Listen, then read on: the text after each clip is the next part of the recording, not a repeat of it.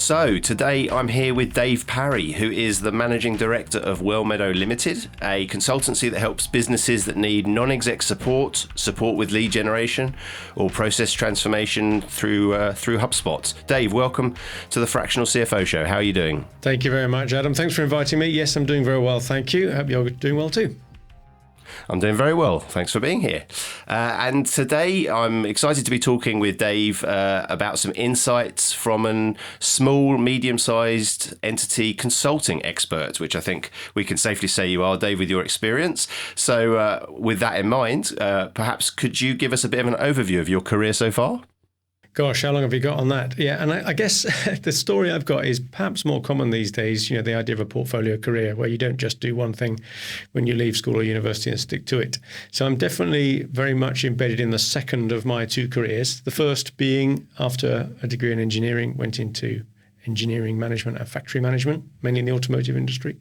So I spent 15 years running factories from 70 people up to 350 people and cut my teeth, if you like, as to what it's like working for large group companies, a subsidiary of a large group company, American companies, French companies, lots of different cultures, sat through lots of senior level board meetings, certainly as I rose through the ranks, and formed views about how these were working, and was even lucky or unlucky enough to work in a firm with a fairly major consulting exercise that went on, lots of money spent on big city consultants. So I got to see what that was like on the receiving end. Moved around the country, around the world a bit, and then when I finally decided to review where my career was going, I dabbled with the idea of going into something more consulting related. Partially informed by the fact that lots of my peer group from earlier on, my university peer group, had done that from the start. And I'd always resisted, said I didn't want to do that. I wanted to go out and learn what it's like to really run a business yourself, even if it's for a big multinational. But at that time, I gave it a go. I found someone who was setting up a new practice. I went into business with him, and that was back in 2004. So, 20 years on now, I've been doing this. It's definitely, as I say, well embedded in the second version of my career. And that started out more general consulting stuff, but quickly I realized that the only way you can get stuff changed if you can get an influence at board level. So our firm definitely evolved into being something that helped board meetings, owners and managers to run that top level lever that they have of setting direction and driving progress. Excellent. Loads there, and really varied career, and I can see how you've ended up where you've ended up. And with that in mind, I'd love to start to get your view, particularly for our audience, who are typically small business owners, from your experience helping businesses to set their vision, set their objectives. Can you discuss high level sort of the process how you recommend companies define their visions and objectives, particularly with small businesses in mind? Yeah, absolutely. And this is very much advice for the smaller business, because I know that larger companies, more established corporates and PLCs will definitely have a different way of doing this. But I've tried everything with SMEs, from the away day in the hotel lasting 2 or 3 days through to just an afternoon at the local golf club's meeting room or something in the boardroom, and involving a range of the top team from, a team of 8 to 10 people, all inputs, right down to the narrow. And over the years of doing it, I've stuck true really, and I'm firmer of the belief now than ever I've been, that the vision of the company has to come from the leader. And you can't have 4, 5, 10 leaders. So when an owner asks me to call together a group and facilitate a vision strategy sort of day, then I play that back to them. I say, look, where do you want this to go? I know you want to be consultative, but we can't have a democracy on where everybody wants to go, because you'll have lots of different views and you have winners and losers. You have to have someone at the beginning saying, this is where we're trying to get to. And I was given a piece of advice very, very early on in my career, which was a bit glib, if you like, a bit tongue-in-cheek, but it said that a leader only has 2 things to do: create a vision and build a team. And that's all you have to do. So I played that back a few times, eliciting wry smiles from various clients that I've worked with. But if you, as the leader, haven't got a clear vision about where you are taking that organization, then you can't delegate that. You have to lead from the front. Yeah, absolutely. I think that's great advice. And, in terms of particularly in smaller businesses where the owner starts to build that team and starts to sort of grow the business, they can often lose sight of that and feel like they have to get involved in every area.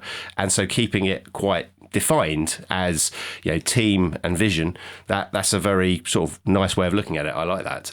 Yeah, I think so. And it'd be great bearing to... in mind, sorry, I was just going to say, bearing in mind in smaller firms, the owner or manager doesn't have the luxury of a load of Harvard MBAs around the table. You've got people that have grown up through the business. They may be family members. They have all sorts of different skill sets, but they're not necessarily been recruited for their strategic capabilities. So you have to take on that mantle. Yeah, absolutely. And family members you mentioned, there's a whole can of worms there, aren't there, in terms of trying to define a vision when surrounded by your family who obviously all know best, right? Exactly. Yeah, there can be some conflicts there between your interest in looking after your family and friends, your natural empathy, and your desire to drive the business forward. Great. And perhaps, do you have any examples that you could share where your sort of vision setting strategies have had a real impact on business growth? Yeah, I think definitely the one that I would bring to mind first is for a seasonal business that we work with. They have always suffered, if you like, or had the luxury of a very busy summer. They work in the education sector, so they get a lot of their business that has to tie into when the universities in particular haven't got students around. So there's a relatively small window over the summer when major works can be done, which means that really for a period of about 3 months of the year, you get about half your turnover.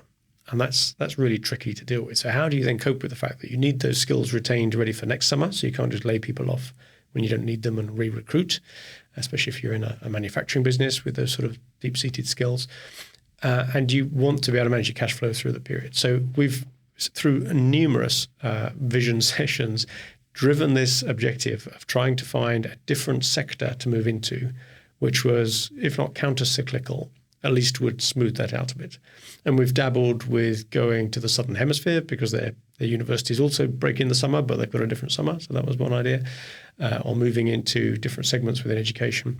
And the most recent one, which is starting now to get some traction, but there's a whole new story about this, which is to go into a different sector entirely, and that's healthcare. And they've moved very successfully, probably still in the early stages, but they've been doing it for 2 or 3 years now, moving into the healthcare sector. And that's interesting on a number of fronts, because you realize that didn't come up as the first idea. You have to try lots of different things. And there's probably lots of learnings there. If you've ever read the book, Where to Play and How to Win, or those sort of strategy advice things, you're not just going to sit in a room, come up with the brilliant idea that works straight away. You've got to try different things, but you've got to fail fast. You've got to stop doing the ones that aren't working and don't devote too much time to them. But having come across one, you then realize that that's not going to be a direct replica of the sector you know. So not only will you not have the personal contacts and the reputations and all of that, but the way of selling and the dynamics and the politics is very different. You've got to learn a whole new skill set if you're going to move into a new sector. And certainly going into some monolithical public sector organisation like the health service, that is one hell of a challenge. And it won't surprise you to know that there's lots of existing players that don't welcome the idea of new entrants. So that's a very interesting one. And we haven't mentioned so far, but you came on our podcast the other week, and I've got another episode that I'm recording for our podcast tomorrow, and it's from the managing director of that exact company. So I'll be looking forward to finding out a little bit more of the juicy details of quite how difficult that's been trying to break into an entirely new sector. I look forward to listening to that. And yes, I think that the challenges, I guess, that you face when trying to shift to a new sector or a new region are multiple. And are there some sort of common challenges that you see that businesses face in terms of setting and sticking to objectives linked to that new vision? Because obviously it's very different, and that's a whole nother sort of area of challenge is setting and forming those objectives for a new sector. Any sort of common challenges there? Yeah, very, very clearly. And if you go back to what is the definition of a strategy, it's really to understand that we can all make decisions. Okay, so if you're making a deliberate strategy, it's the decisions you take to either do new things or to stop doing things that you're doing. That's in your control. You could have a more reactive strategy where you follow opportunities. That can work as well. So a company comes up for sale that just happens to be right in your sweet spot, and you buy them and away and off you go. And then after the event, you obviously dress that up as if you intended it all along, but it was an accidental opportunity.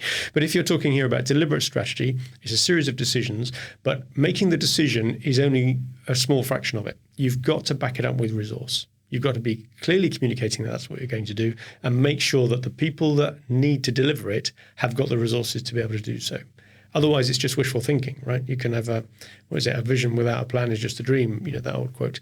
And that's the trap that you're in the risk of falling into. So once you've decided where you want to go, be very honest with yourself. How much effort is that going to take? And have we got either the spare resource from internal people to do that? Do we need to rejig the positions on the board or even take on outside help? Maybe you get an interim to drive that part of the strategy, or perhaps you do buy another company or at least recruit somebody with the expertise. But do something deliberate about it. Just having the strategy away day, writing a load of objectives down on the flip chart, putting them in the drawer and going back to the day job for another year isn't really going to change anything. Yeah, that was actually what I wanted to ask, because obviously you can often have those business objectives be, a word on a page, a word on a website, but it's about bringing them to life. And as you said, about communicating with the team and making sure that the resources are available. So how do companies, in your experience, best make sure that every team member understands and contributes to those new business goals? Well, it has to start from the top. So this is where I mentioned earlier in my background, my frustrations when I first started seeing small companies work is this lack of a properly structured board meeting. And I don't want people to get the wrong idea of that and say that this is all about lawyers. It's far from it. We don't have any lawyers present at all. But when I go into companies and they say they have board meetings at all, then they tend to be very relaxed affairs, sometimes even in the pub. And it's people who say, well, look, we talk to each other every day anyway. Why do we need a formal meeting? Well, the idea of a monthly formal meeting is that you do focus much more at a higher level about how the business is doing, but still on a reasonably short time frame. So that it's useful because it makes you look again at the accounts, having taken a step back, or a monthly report from operations or sales or marketing and health and safety and so on. So there's definitely a role for that. Now, at the back end of that board meeting, it's very good to refer to all the strategic objectives, to remind all the directors present that that's what we've all signed up for. And there's an MD that I know that talks to his team about the percentage of their time that he would expect them to spend on either of the director strategic role, the management part of their role, and the doing part of their role. And we have to accept that in small companies, even directors or even owners end up spending a lot of their time doing, right? It's a small team. So the view would be maybe a rough split, and you can come up with your own exact numbers, but maybe 50% of your time is doing. That's just the nature of a small company. And 30 to 40% maybe the managing bit. But you still need a slug at the top, which is the strategic bit, the director bit. And even if that's only 10%, that's half a day a week, right? And it's maybe more typically should be 20%. If you were to think about that on a pie chart, where would you say a director should be spending their time? Well, 20% is a day a week. Then ask in the board meeting, which day this week did you spend on these objectives? And you know what the answer is going to be. Well, none. Maybe a couple of weeks ago, I had a meeting on it for an hour, or I've sent an email, I've got a quote, or whatever it is they've done. So the challenge is really trying to align right at the board level. If you haven't got that right, then there's no point berating or hoping for better further down the organization, where people are suddenly going to spring into life and implement your strategic objectives for you. It's got to come from that level. And that's usually where it breaks down. It's not the people further down. That people are often hungry to achieve these objectives, especially if they've been communicated well and described in a very attractive manner. The frustration from the middle managers and below is upwards, because the directors are just trying to carry on doing more of what they've always done without creating the room to drive the change. So I would say certainly think about, if without having heard my little story there, if you were asked to put a pie chart down of how you split your time between director's duties, management duties, and doing duties, you're not going to put 0 down for the strategy directory bit. And it's probably going to be at least 10%, which is half a day a week. And then ask yourself, are you spending half a day a week delivering your strategic objectives? That's great. Really tangible example there. And how important do you find it is to set SMART goals, SMART objectives? And any advice about getting those aligned with the business objectives so the directors, the employees know specifically what they're aiming for? I'm not going to come on here and unwind decades of received wisdom about SMART objectives, of them being specific and measurable and all that sort of stuff. Clearly, that is important, especially if you're tying compensation packages to it, or pay appraisals and personnel reviews. Of course, that's clearer. But I always come back to that point I said at the beginning about what the leader needs to have with this very clear vision. If you've described that vividly enough and it's attractive enough and people want to get there, then you don't necessarily have to have it completely measurable. It depends what degree we're talking about. If you look at Pepsi's vision to kill Coke, it's quite clear. You don't have to really go into a lot of smart definitions. Everybody knows what they want. Ryanair's objective: fill every seat.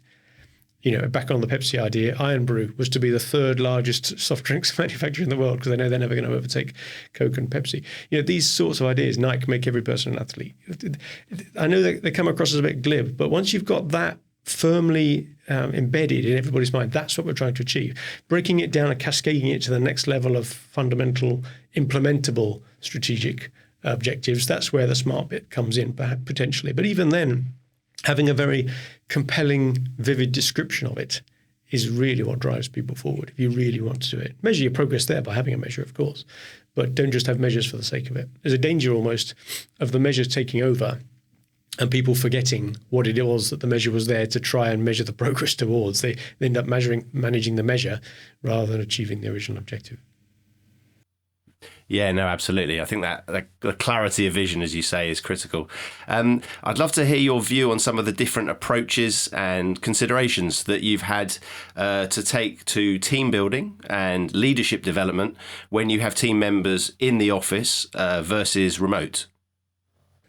Well, that's a really hot topic at the moment, isn't it? And I must admit, I'm having that discussion in many of the board meetings. I'm having this new challenge in a way for those of us that have been used to being in an office all of our lives. Suddenly in the last 3 years, really, we've been confronted with a new reality and a whole generation of employees that are coming through with different expectations about that. The genie's out of the bottle, and we've realized that in many circumstances, working remotely is very effective. And I'll tell you in a moment an anecdote about that in a meeting I was in only yesterday, a board meeting with a very distributed team. But my general thought on team building and all of that is that it is useful to have these away days that companies do, and sometimes they go and do some sort of outward bound type thing and, climb poles and go canoeing and that sort of thing. I'm not saying that is what really drives the team. I think they're fun, and I think you need to have a sort of social fun element to the side of the team, but don't think that by going for a once a year away day where you go and climb a hill or whatever, that's going to suddenly build your team. It's much more fundamental, and I think we all know that. Probably teaching granny to suck eggs on that one to all of your listeners. They know that team building is done in lots of small incremental steps throughout the year. We understand the codependency, the need to feedback and work with each other constructively and all that sort of thing. So that comes whether or not you've gone and learn to fall backwards into the arms of your colleagues or solve some clever spaghetti-based challenge that you've been set by an instructor. They're fun, and I think there's an element to it. In our company, we do an away day for sure, but it's not because we expect it to suddenly change the dynamic of our team. It's just partially a reward for what we've done for the year, partially just to get out and do something else. But throughout the year, we're trying as best we can to have little micro social events, whether it be a Friday, pop down the pub on the way home, or go out for a brunch one day midweek for those that can't stay after work, and try and be inclusive about it. So I'm a big fan of all of the outside stuff, but team building comes from within as well, and understanding how we each contribute to the result, celebrate successes and all that.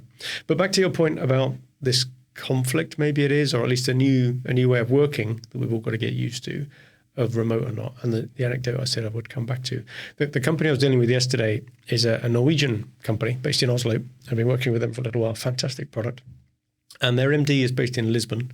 Their marketing director is based in Winnipeg in Canada. Their sales director, if you like, is based in Oslo. Their engineering and manufacturing is based in Poland. And they've just taken on a new senior sales manager who's based in Slovakia. And I help them with running their board meetings from the UK. So we're all over the place. And one of the shareholders turned up yesterday at the board meeting who's interested in the business. And he was asking this exact question. How are you doing so well, given that you hardly ever meet each other? And in fact, the sales manager they've just taken on in Slovakia told a story that in his previous company, where he worked for 2 or 3 years, he didn't meet a single person face to face. And he was very successful. And this is this whole new world that is still a little bit alien to me, I have to accept. In our company, I still have a preference for an office-first way of working. I like the fact that when we're in the office, we spar off each other, creativity happens, you pick up on chance conversations. And I'm very worried about the fate of younger people coming into the workforce if they're not around people all day long, just to pick up on, how work is done and how does the politics work, and picking up learning points by accident just because you happen to be around and over here.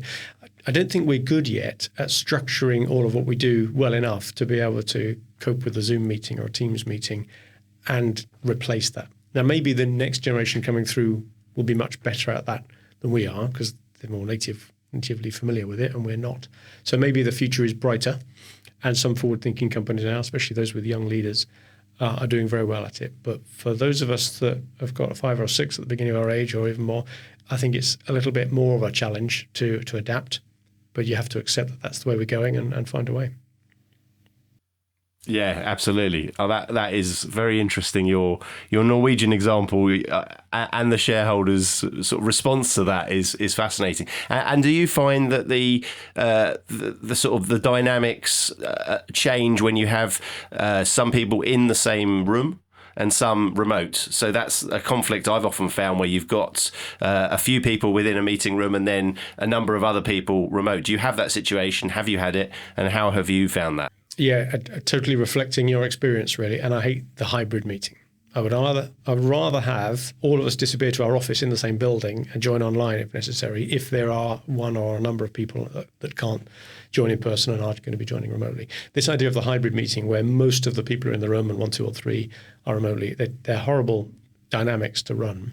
And because I chair most of the meetings that I'm in, most of them are board meetings where I'm facilitating the meeting and trying to challenge thought and all that sort of thing, being able to read the body language of those that are remote, understand when they want to come in, or see even that subtle raise of an eyebrow or flinch, or everyone has a tell. If you're good at running those meetings, you've got to be able to bring in people with non-verbalized opinions because you can sense that they're ready to say something, they've got something to say. Very, very hard to do when some people are on the screen, but your attention is really to the people in the room. So I'm not a big fan of the hybrid meeting. I think technology will help us on this eventually.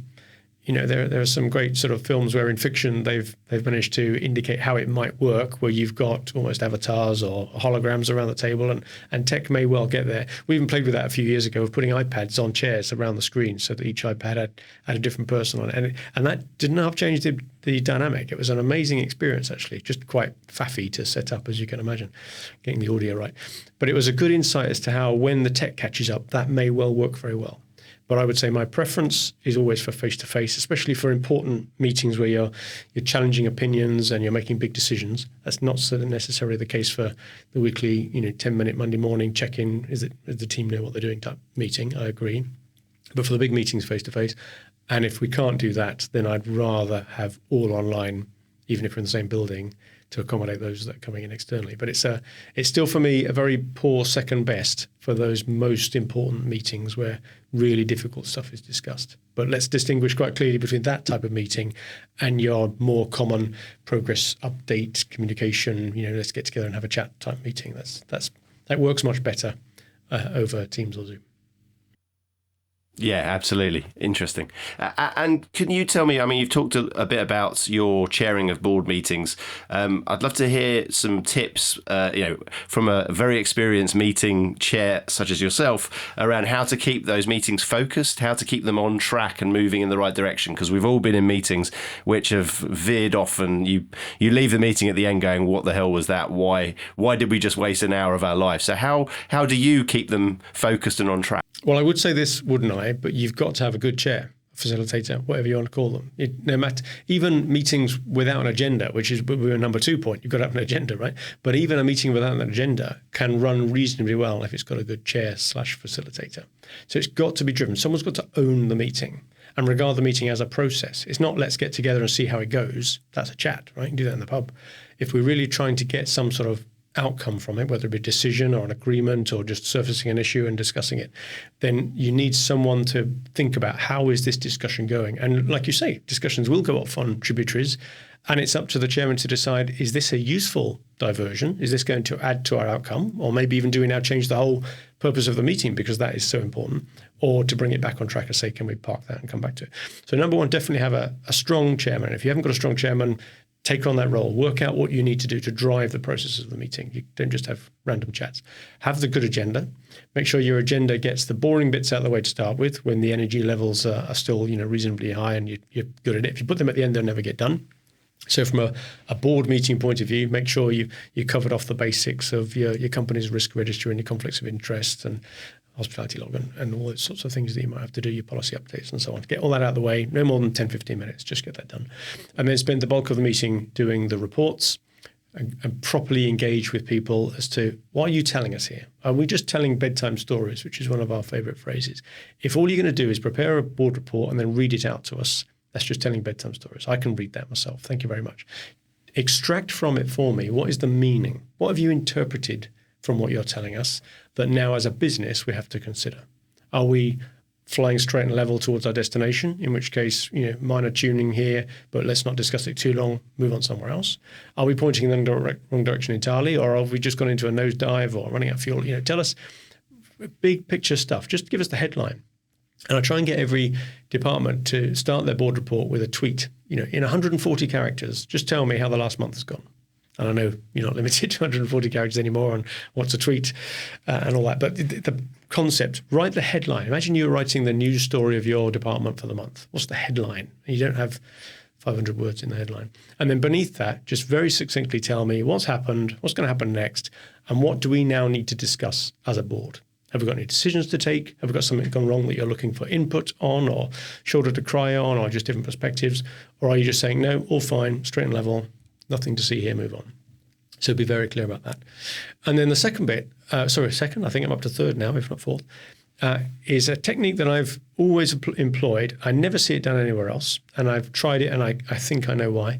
But I take the minutes myself while I'm chairing the meeting. Now, that is a particular skill I appreciate not everybody has. You've got to be able to touch type for a start without looking at the screen.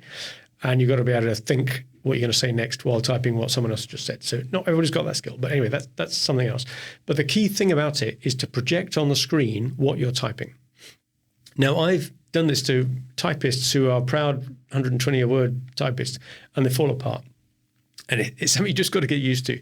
But the idea of the team realizing that the minutes of that meeting will be the only thing that exists tangibly when you walk out of that room. Some of you will have memories, and as we all know, as we get older, they have a half-life, which is getting shorter by the year and by the pint consumed. So the only thing that really matters afterwards, apart from your memories of it and the camaraderie and the social interaction in the meeting, is those minutes.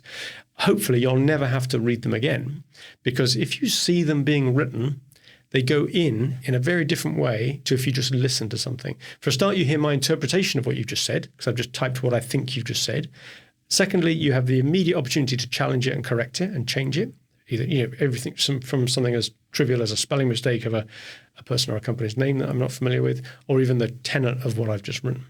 And perhaps more importantly, where there's been an implied action that either I have or haven't picked up. So what are we going to do about that then? What's your opinion on that? So we definitely don't try and write minutes that are quasi-transcripts, court recorder type stenographer stuff. This is definitely a summary of the salient points and where the decisions need to be taken, what actions are, but project them on the screen. So I think just winding back over the last few bits, definitely have a strong chair of the meeting, definitely have an agenda, and definitely take minutes as you go along and project them on the screen. The beauty of that is you can then publish the minutes at the end because everyone's already reviewed them and you don't have to scrabble around the day before the next meeting and try and get the minutes out. Excellent. And so just a couple of questions. With the minutes, you share them immediately after the meeting, or do you refine them, edit them, and then share them a little bit further instantly out? Before everybody stood up, their mobile phones will be pinging because the emails have just arrived. I use some software that we had written for us commercially, which we call Magic Minutes, if I can put a quick plug in for that. But it suits us, and several people use that around the world. Hundreds of people have got into the habit of doing this much more formal preparation for a meeting, run the meeting, take the minutes online, click the button with the next meeting date already agreed in it, and then a PDF gets sent to everybody with the results of that meeting, including separate emails with all the actions that they've agreed to and so on. We had to develop that because we've chaired 200 or 300 board meetings a year. We've done thousands of them. We needed a way of automating that part of the process. But it is so effective. I cannot emphasize enough, especially if you run lots of meetings. You've got to make sure that's not an overhead. That's not a task you're left with to then write up your scribbled handwritten notes, check whether I got that down right, go and ask someone else, have somebody else say, well, I didn't want to say it like that. Get all that out of the way. You're in the meeting to have the meeting. That's where the minutes come from. The minutes are the output of the meeting, and they should be circulated before you stood up. And that's the problem with if you invite someone else in whose only job is to take the minutes, rather than having someone who understands in depth the subject matter as well as some of the governance-y stuff. You've got to make sure you're written. So there's certainly a role for having one of you who is an active participant in the meeting, taking the minutes, but project them on the screen and send them at the end. Excellent. I think that's a very worthwhile plug, and happy to promote that, because I think that sounds a very useful bit of kit. And then the other question I had was just about, you mentioned that you don't do a transcript or you don't record. Have you considered the sort of voice recording or recording of the meeting and then using that as a kind of record along with the minutes, or is that not something that works in your experience? Not the transcript. That's been around for a couple of years, as you know, and all of the online tools like Teams and Zoom provides a transcript, record and transcript functionality. That's not really that useful. Some companies, or certainly public sector organizations, like the idea of having a verbatim record of who said what. I don't think they ever actually refer back to it, but it's kind of a safety blanket thing. They like to think that if ever they're challenged on something, they can go back. But I don't hear of examples where it's actually being used in practice. What has changed more recently is with the advent of more available artificial intelligence, using these large language models, they're able to summarize a transcript much more usefully. Now, any one of the Teams and Zoom recorders can do that for you. If you use something like Otter, which is a commercial product which transcribes, that does a good AI summary. But I'm going to put a plug in here for a software that we use called Fathom, which integrates with Zoom and Teams. And it takes the recording and does the transcription and produces a very good AI summary, which it can then automatically send out to everybody. Now, if I wasn't doing a formal board meeting, I'd be more inclined to almost rely on what it comes up with. It's getting to the point now where it is so good at summarizing the key points and especially the key actions that have been agreed in that AI summary that the minutes are almost, for most meetings, becoming unnecessary. They'll do. And of course, they can refer back to the exact transcript and video recording of it if you wanted to flesh out, if it got some words wrong or whatever. So they're getting much better, even to the point where you can say, what type of meeting is this? And it will come up with its AI summary in that style. So if it's a one-to-one meeting or a review meeting or a sales demo, you can pick all those options. So that works very well. So I'm getting closer to it. But even yesterday, I sent out that exact AI summary after I'd sent my minutes. And everybody agreed it's amazing how well they're coming on. But for a board meeting, you really need to have the human interaction at this stage still writing it out. But I guess that's because AI hasn't been trained on how I write my minutes. So I'm never going to be quite happy with them. You got to build that large language model of all your data. Yeah, I'm sure that's coming. Mine, yeah. Excellent. Well, just shifting tack slightly, I know that you at Well Meadow have expertise in digital marketing and inbound marketing techniques. Can you talk me through sort of high level a little bit how it works and what it is you do? Yeah, now this came about through the fact that whenever we interact with our companies at the board level, there are always some needs they have between board meetings, which are nothing to do with the action of reviewing the strategy and driving progress and reviewing reports. There are common problems everywhere you go. And you might think of management reporting, for example, in your world of CFO. The quality of some management reports are very poor, so we've helped with that from time to time. Recruitment is another common problem that no matter what business you're in, people are people, and we have similar problems, and we've helped with that in the past. Another one that we've helped with in the past is trying to convert spreadsheets, the plethora of spreadsheets, which is the bane of any company's life as it grows, into something more formalized, databases and that sort of thing. But on our journey of finding these other things to help with, the one that has always come up top and has stuck is lead generation. And nearly every company I speak to is confident in their ability to sell because they're passionate about their product, they know lots about it, they've been selling it for years, get to one of their salesmen on a roll and they're off. But they'll always bemoan the fact that they haven't got enough people to sell to. And they don't regard their marketing department properly as a lead generation department. And I'm going to be rude here to several marketing departments, but not intentionally about the people within them, but they can be regarded as the colouring in department. So they'll do the website, they'll do some nice logos and brochures, and they'll produce some collateral, maybe look after the social, but they're not being properly targeted on how many leads do they bring in. And so that's the discipline that we bring to lots of our companies. and we treat the service that we can provide, which has become now an increasing sort of offshoot of what we do as part of our board and governance and business support and advice stuff, is around this lead generation version of digital marketing. So if it isn't working, stop doing it and find other things to do, but focus it always on the time of lead gen. So you mentioned inbound there, which is a phrase made more famous by HubSpot, who's the famous sort of one of the two big CRM systems out there alongside Salesforce. More people have heard of Salesforce, but HubSpot has come up on the rails very quickly with a couple of 100,000 companies already that use their software. We're a partner of theirs. We went down that route having decided that we like what they do. And their mantra is around this concept of inbound marketing, that you've got to produce content, whether it be on your website, your blogs, and your social feeds, podcasts that we're talking about, webinars, whatever your output is. It's got to be useful and interesting, almost to be 10 times better than whatever else is out there at the moment. And if you haven't got expertise that you feel you can contribute something that's 10 times better than anything else, then you're in the wrong game, or you're an also-ran, right? You've got to have enough confidence in something that you can produce content that's 10 times better than what's already out there. And when you do it, structure in a very particular way so that people will not only find it, but be taken gently through a nurturing process so that when they have a need, then they'll contact you and you can initiate an opportunity and try and sell to them. Don't sell to them too soon. So imagine it like you're setting out a breadcrumb trail or a sweetie trail in Hansel and Gretel terms.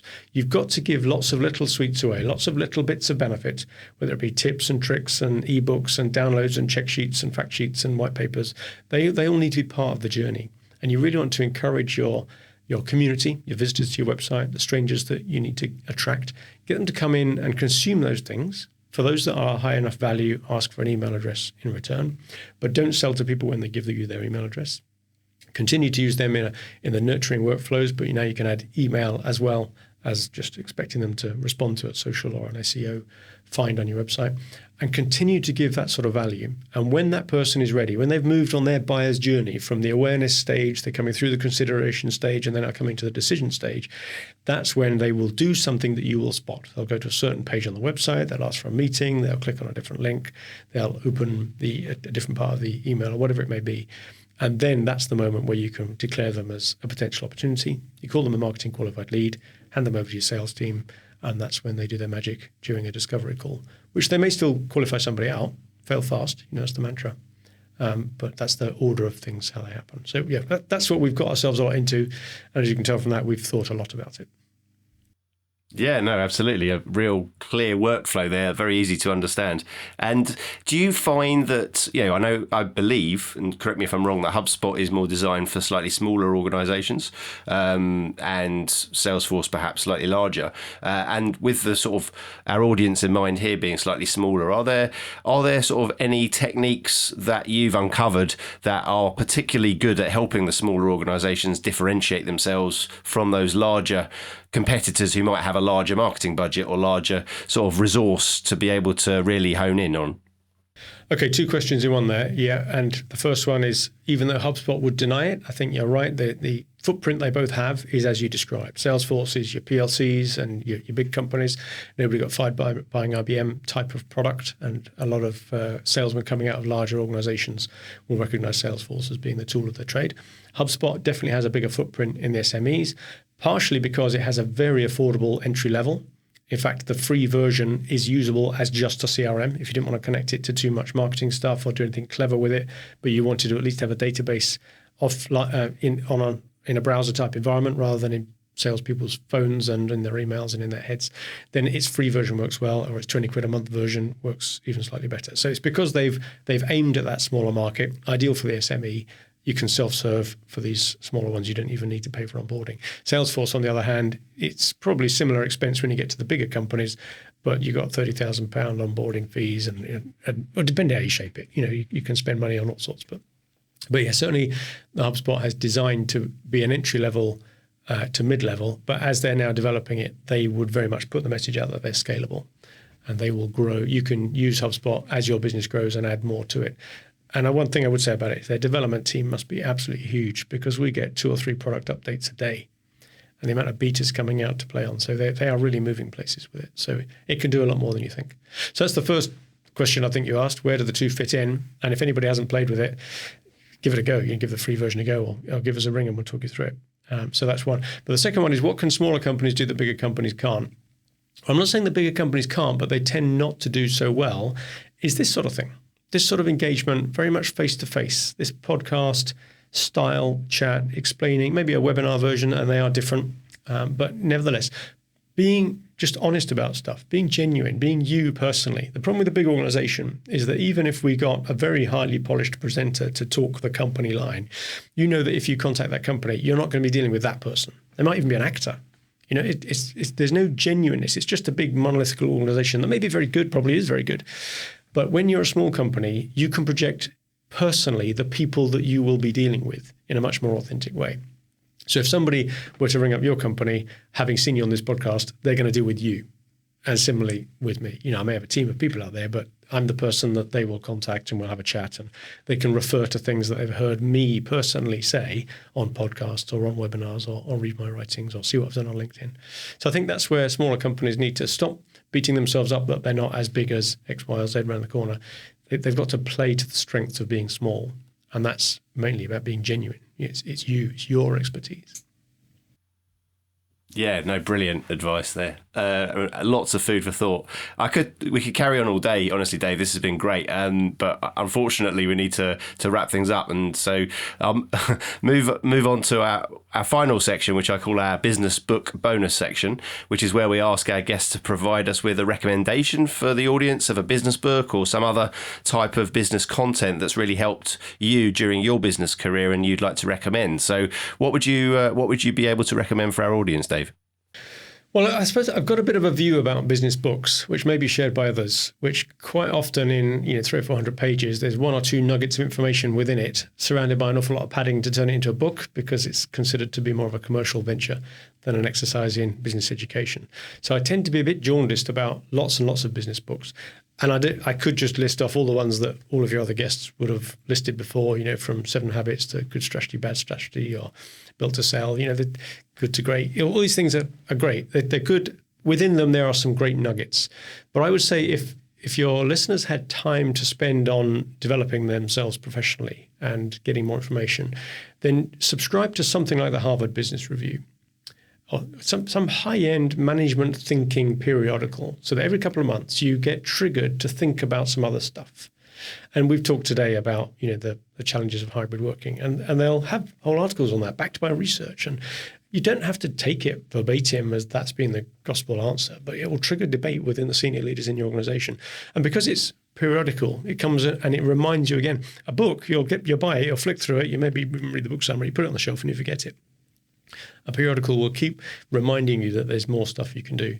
And the equivalent of that, if you don't have time to read or you're not into your audiobooks, is podcasts. And I would say, as much as a book can be good for you, find a few podcasts, cycle around them, listen to people that have got interesting stuff to say. I'm not going to give Steve Bartlett even more money on top of his millions, but he's got 7 million people listening to whichever chief exec he invites on every week, and an amazing machine behind that to promote it even more. Your podcast, every time you put a guest out, you're bringing more expertise to your audience. We're doing the same every week when we talk about our expertise or that of our guests. So find the ones you like and listen in when you're driving in the car or doing the dog walk. So a bit of a plug for podcasts, but aside of that, I would say periodical, Harvard Business Review, maybe Management Today, or whatever your favorite is.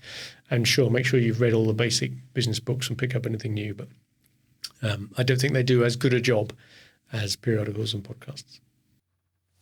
Yeah, no, I absolutely agree with that. That's great. And before we wrap up, anything that you would like to mention before we wrap up that we haven't covered? Where can people find you, if nothing else? Yeah, well, our company is Wellmeadow, WELLMEADOW, wellmeadow.co.uk. We're based up in Shropshire in the Midlands, and we do all the things you've talked about. But if people are interested in the podcast, then we've put that on a separate website of its own now called the SME Growth Podcast.com. That's without the SMEGrowthPodcast.com. And they can find us on there, as well as on all the various different channels that you've got. And it may be interesting if people are wanting to find out a bit more about, for example, the starter version of HubSpot or some of the things we've talked about, then look up our webinars. Come to the website and have a look at the webinars we've got, which you can download on demand, where we talk. You can look at the recorded version now if you've missed them, but we talk about some of these subjects. And if you really want to, then, give us a bell, of course, and you'll be talking to me, as we talked about just now, and we'll have a very frank discussion about where you're at in your business. And I insist with all of those, and I say it to everybody, there's no point turning that into a sales conversation, so I won't. This is very much trying to help In fact, I was in a call the other day with a successful property magnate down in Chichester on the south coast, which is a little way from us. Spent an hour on the phone, gave him loads of advice on what he wanted to do next, and he was really grateful for it. He said, "How can I pay you back for all this?" It's just a chat out of blue. I said, "Well, just go and do a favor to somebody else. Pass it on." And if everybody does that, if we'll take that view that we'll all help people for nothing, then someone else one day will come back and help you for nothing. It all goes round, right? So let's all take that attitude that we're not all in it for a quick buck. Let's all try and help each other. There's a big market out there, and we work better together. Oh, that's a great spot to end on. Thank you very much, Dave. Thanks for joining me on the Fractional CFO show, and really appreciate your insight, your perspective, and your time. Thank you. Not at all, Adam. Thanks very much for inviting me on your show, and thanks for coming on mine a couple of weeks ago as well. It's nice to return the favour.